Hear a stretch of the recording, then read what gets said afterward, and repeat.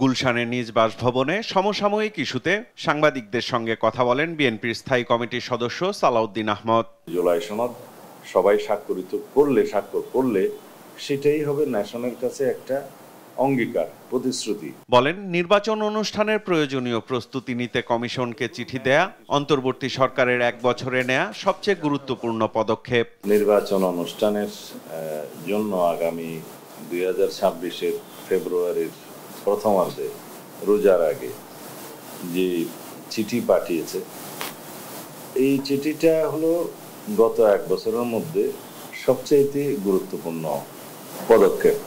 দেশের বর্তমান আইন শৃঙ্খলা পরিস্থিতিতে সুষ্ঠু নির্বাচনে জনগণ ও সেনাবাহিনী মূল ভূমিকা রাখবে বলে আশা করেন সালাউদ্দিন আহমদ।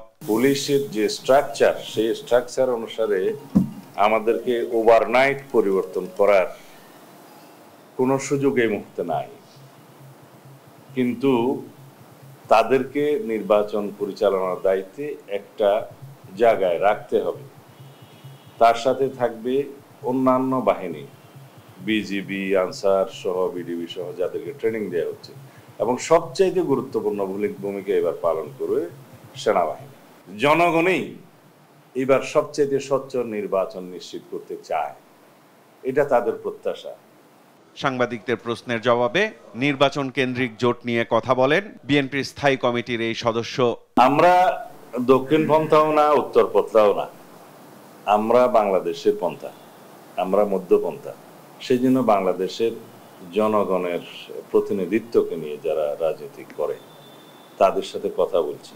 আমাদের জোট গঠনের চেষ্টা হবে, তবে এখনো আমাদের জোট গঠনের কোনো পরিকল্পনা ঘোষিত হয় নাই, তবে করব না এরকম কথাও নয়।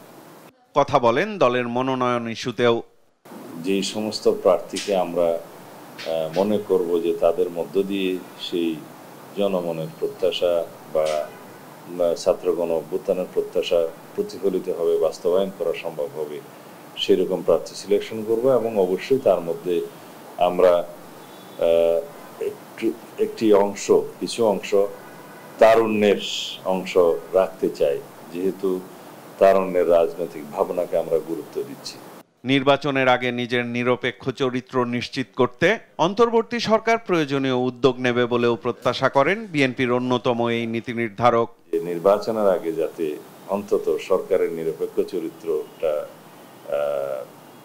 নিশ্চিত হওয়া যায়, সেটা সবার জন্য মঙ্গল। সাইফুল রিপন, দেশ টিভি, ঢাকা।